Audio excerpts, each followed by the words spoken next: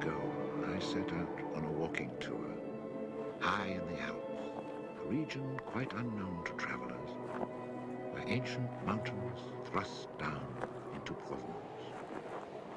The trek began on barren moors, 12 or 1,300 meters above sea level, through land that was bleak and monotonous. Nothing grew there but wild lavender.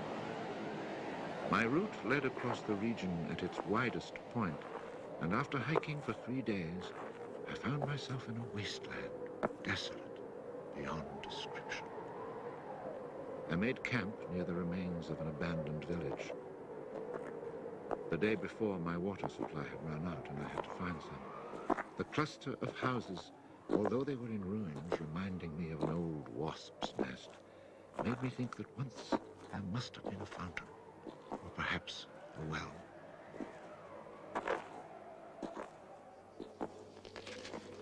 There was indeed a fountain, but it was dry. The roofless houses, eaten away by wind and rain, and the chapel, with its crumbling belfry, stood arranged like houses and churches in a living village. But here, life had vanished. It was a sunny, cloudless June day, but over these bare highlands blew a fierce, insufferable wind. Growling through the skeletons of the houses, it sounded like a wild beast disturbed while feeding on its prey. I had to move camp.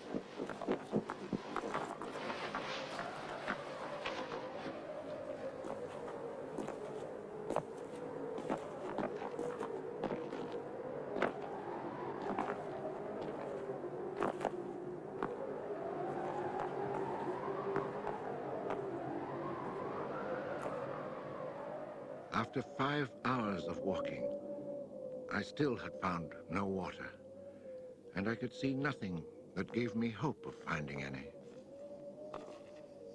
Everywhere, I came upon the same drought, the same coarse weeds.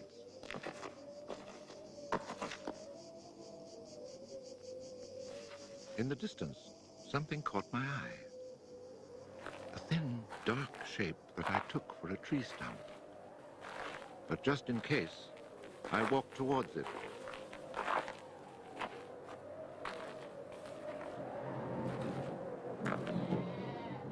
It was a shepherd, and beside him, resting on the burning ground, lay about 30 sheep.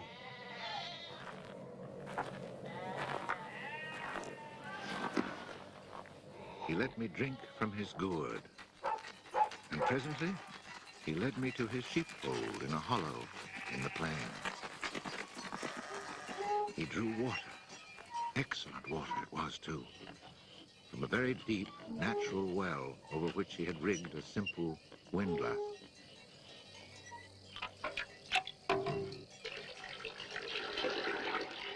The man spoke very little, often the way with people who live alone, but he appeared sure of himself and confident in his assurance. It all seemed somehow strange in this barren land. He lived not in a hut, but in a real house, a stone house, whose walls clearly showed how his own labor had repaired the ruin it had once been. Its roof was solid and strong, and the wind on its tiles sounded like the sea upon the seashore. Inside, it was neat and tidy, dishes washed, floor swept, shotgun oiled. His soup simmered over the fire.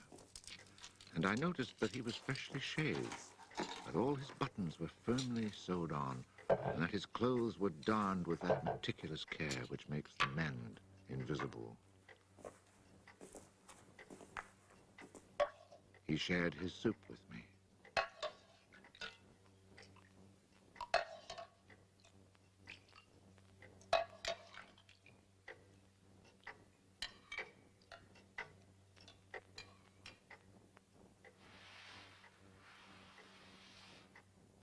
When I offered him my tobacco pouch, He told me he did not smoke. The dog, silent like his master, was friendly without fawning.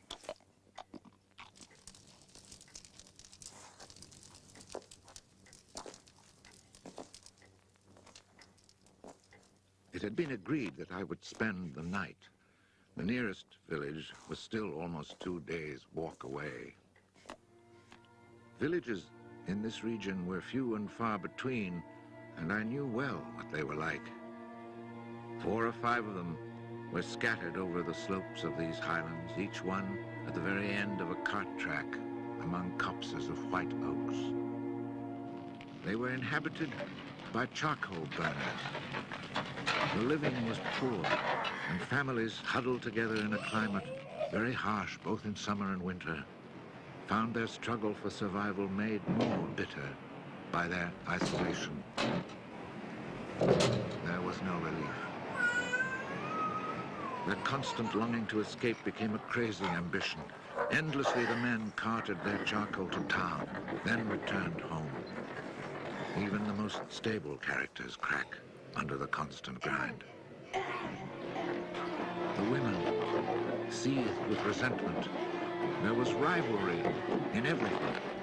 The sale of charcoal and the church pew. They were rivals in virtue and rivals in vice. And the battle royal between vice and virtue raged incessantly. And always there was the wind. The ever-present wind constantly grating on the nerves. There were epidemics of suicide and many cases of madness, nearly always ending in murder.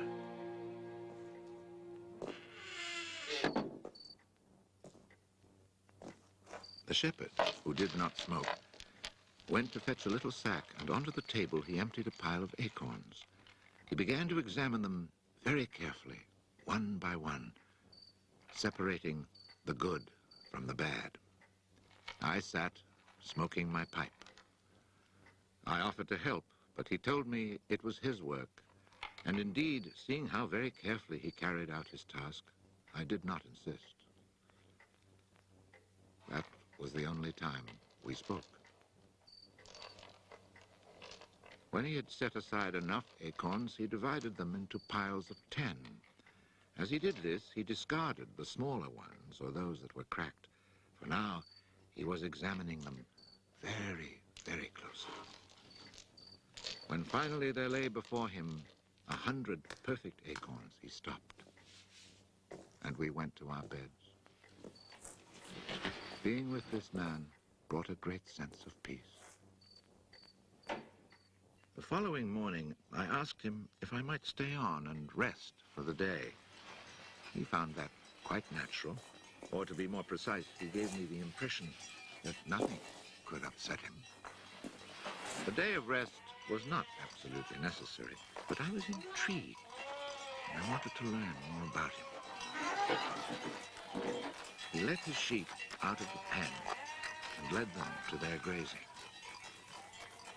Before he went, he took the little bag of carefully chosen acorns and put them into a pail of water to soak.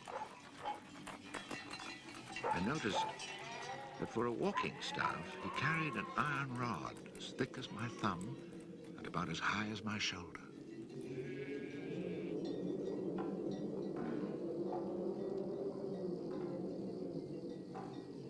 Pretending to take a leisurely stroll, I followed him at a distance, but keeping on a parallel path with him. The pasture for his sheep was down in a dell. Leaving his dog in charge of the little flock, he began to climb towards me where I was standing. I feared he was coming to reproach me. Not at all. It happened to be on his way, and he invited me to go with him if I had nothing better to do. He was going a little farther on, to the top of the hill.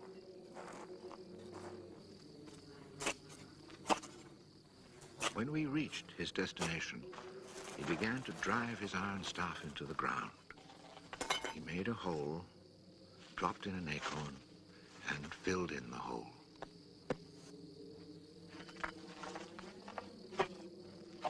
He was planting oak trees. asked him if he owned the land. He said no. Did he know who owned it? He did not. He thought it was common land, parish property, or perhaps it belonged to people who did not care about it. That did not concern him. So with infinite care, he planted his 100 acorns.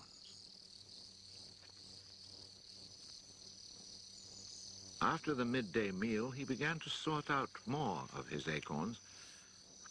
I suppose I must have been quite insistent with my questions, because he answered me. For 3 years, he had been planting trees in that desolate country. He had planted 100,000. Of the 100,000, 20,000 had come up. Of these, he still expected to lose half, either to rodents or to any of the unpredictable things which only Providence can account for. That left 10,000 oaks to grow on this tract of land where before there was nothing. It was then that I wondered about the man's age. He was clearly more than 50. 55, he told me. His name was Bouffier.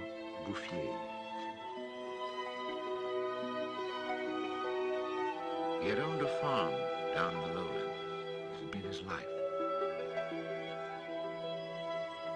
He had lost his only son, and then his wife, and had withdrawn into this solitude where he was content to live quietly with his lambs and his dog. It was his opinion that the land was dying, a lack of trees. He added that having nothing very important to do himself, he had resolved to remedy this state of affairs. I was young and only thought of the future as it affected me and my search for happiness. So I told him that in 30 years, those 10,000 oaks would be magnificent. He answered quite simply that if God granted him life, in 30 years he would have planted so many more that these 10,000 would be like a drop of water in the sea. Already he was studying the growth of beech trees and had a nursery full of seedlings grown from beech nuts. They're quite beautiful.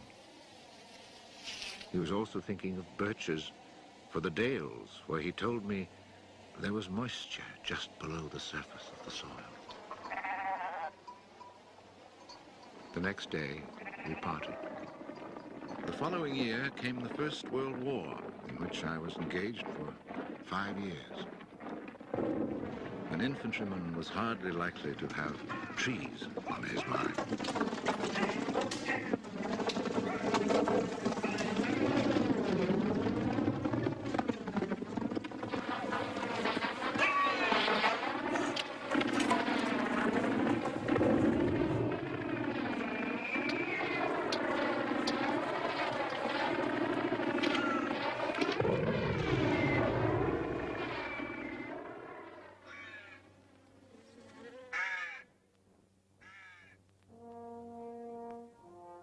After demobilization, I found myself the possessor of a small gratuity and a great desire to breathe pure air.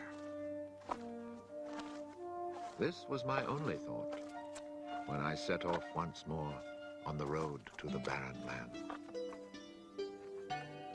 The country had not changed. However, in the distance, beyond the deserted village, I noticed a sort of grayish mist that lay on the hilltops like a carpet. The shepherd who planted trees had been in my mind since the day before. 10,000 oak trees, I thought to myself, really need a lot of space. I had seen so many people die in those 5 years, it was easy to imagine that Bouffier too was dead, especially since at 20 we think of men of 50 as ancient with nothing left to do but die.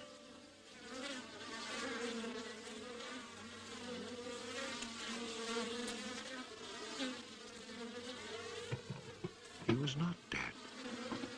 He had changed his occupation. He had only 4 sheep left, but now he had over 100 hives of bees. He had given up sheep because they threatened his young trees. The war had not disturbed him, and he had calmly continued his planting. The oaks of 1910 were now 10 years old and taller than either of us. It was such an impressive sight, I was struck dumb. And as he never said a word, we spent the whole day in silence, walking through his forest. It was in 3 sections and measured 11 kilometers long and 3 kilometers at its widest. When I reminded myself that all this was the work of the hand and soul of one man with no mechanical help, it seemed to me that men could be as effective as God in tasks other than destruction. He had followed his dream, and beech trees as high as my shoulder, stretching as far as the eye could see, were witness to it. The oaks were strong and past being at the mercy of rodents. As for Providence, she would have needed a cyclone to destroy this creation of man. He showed me handsome groves of 5-year-old birches planted in 1915, the year I was fighting at the Battle of Verdun. He had set them out in all the hollows where he guessed, and rightly, there was moisture near the surface. They were like young children, tender yet firm and confident. And creation, it seemed, had just followed in a natural sequence. He hadn't worried about it. Resolutely, he had gone about his simple task. On the way down through the village, I saw streams flowing with water, which in living memory had always been dry. This was truly the most impressive effect of creation's natural cycle that I'd ever seen. Long ago, these brooks had been full of water. Among the miserable villages I mentioned before, some were built on sites of ancient Roman villages, and archaeologists digging in the ruins had found fish hooks, whereas in the 20th century, cisterns were needed to ensure even a modest supply of water. The wind had scattered seeds too, and as the water reappeared, so did willow trees, reeds, meadows, gardens, flowers, and a reason for living. But the change had come about so gradually, and that it was simply taken for granted. Of course, hunters who climbed these heights in search of hares and wild boar had noticed the sudden appearance of little trees, but had put it down to some caprice of nature. That is why no one had meddled with the work of the shepherd. If they had suspected it was man's work, they would have interfered. But who would even think of him? Who in the villages or among the authorities could ever have imagined such constant, magnificent generosity?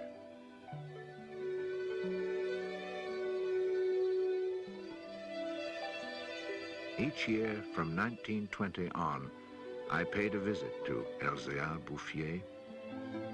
I never saw him lose heart, nor was he ever deterred.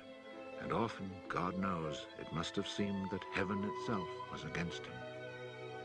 I never tried to imagine his frustrations, but to achieve such an end, he must have had to overcome many obstacles. For such passion to succeed, he must surely have fought and conquered despair. We must remember that this exceptional man had worked in utter solitude. Solitude so complete that towards the end of his life, he had lost the habit of speech. Oh, perhaps he saw no need for it.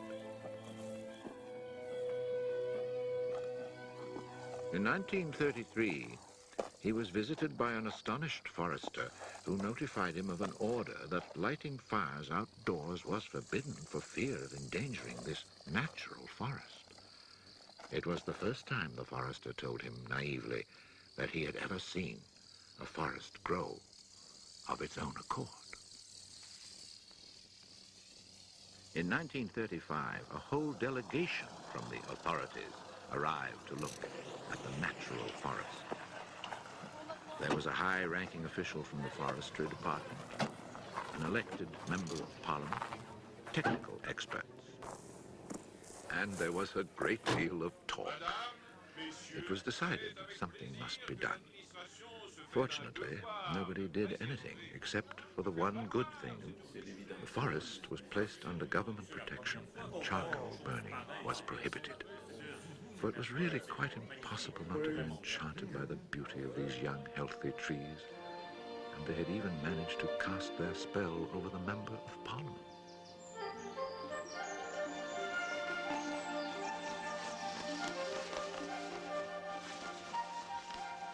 One of the senior foresters in the delegation was a friend of mine, and I explained the mystery to him. The following week, we both set out to find Elzéar Bouffier. He was hard at work about 20 kilometers from where the official inspection had taken place. I was right about my friend the forester. He was able to appreciate all he saw. I offered the eggs I had brought as a present. We all shared our lunch and spent several hours in silent contemplation of the landscape. The slopes we had climbed on our way up were covered with tall trees 4 times our own height. I remembered how it had looked in 1913, desolate, but quiet, regular work, brisk mountain air, the simple life, and above all, peace of mind, had endowed this old man with almost awe-inspiring health. He was one of God's athletes. I wondered how many more hectares he would cover with trees. Before we took our leave, my friend made one small suggestion about the kinds of tree which seemed to suit the soil here. He did not press the point, for the simple reason, he told me afterwards, that this man knows more about it than I do. The idea must have been turning over in his mind, for after we had walked for an hour, he added, he knows more about it than anyone else in the world.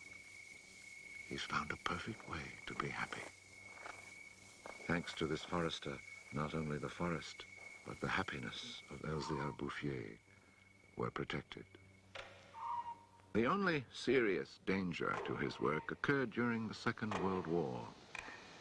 Cars being powered by wood-burning generators. There was never enough wood. So cutting was begun among the oaks of 1910, but they were so far from transportation routes that the whole enterprise proved financially unsound. It was abandoned.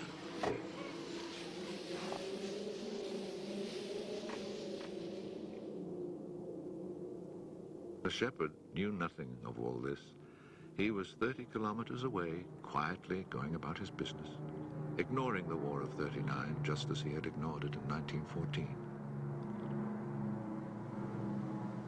I saw Elzéar Bouffier for the last time in June 1945. He was then 87. Again I had set out on the road to those barren moors.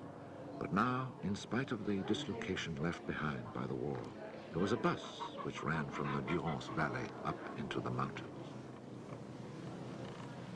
I decided it must be because of this relatively speedy means of transport that I could not recognize the places where my walks used to lead me.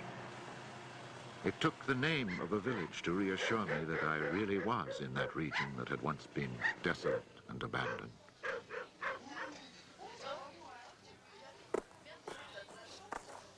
The bus dropped me at Vergon. In 1913, this hamlet of no more than a dozen houses had 3 inhabitants, wild creatures who hated each other, who set snares to make a living. They were people without hope. Now everything was different, even the air itself. Instead of the harsh, dry winds of the past, there was a gentle breeze full of fragrance. From the mountain tops came a sound like rushing water. It was the wind rustling through the forest. And then, even more astonishing, I heard another sound of water. I saw that they had built a fountain that was splashing merrily. And beside it, what I found most touching, someone had planted a linden tree, a perfect symbol of rebirth.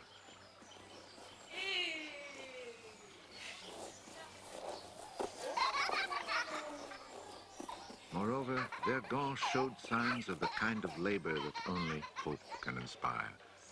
So hope had been restored, ruins had been cleared, and crumbling walls torn down. The new houses, freshly rough-cast, stood in kitchen gardens where flowers and vegetables grew in orderly confusion. Roses and cabbages, snapdragons and leeks, celery and anemones. It had become a place where one would want to live. From this point, I continued on foot. The war had not been over long enough for life to reach full bloom, but Lazarus had emerged from the tomb. On the lower slopes of the mountain, I could see small fields of young barley and rye, and down in the narrow valleys, the meadows were green.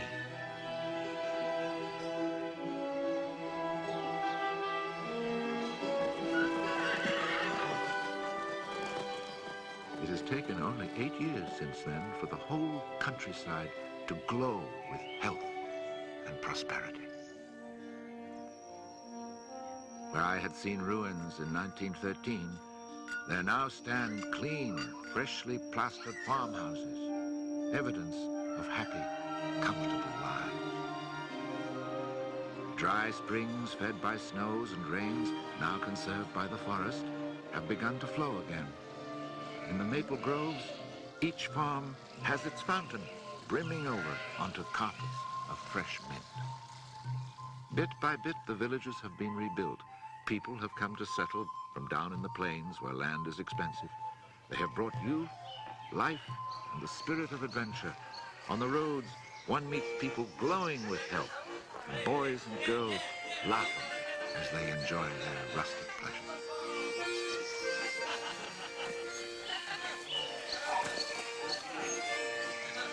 Counting those who lived here before, quite changed by their life in gentle surroundings, and including the newcomers, more than 10,000 people owe their happiness to Elzéar Bouffier.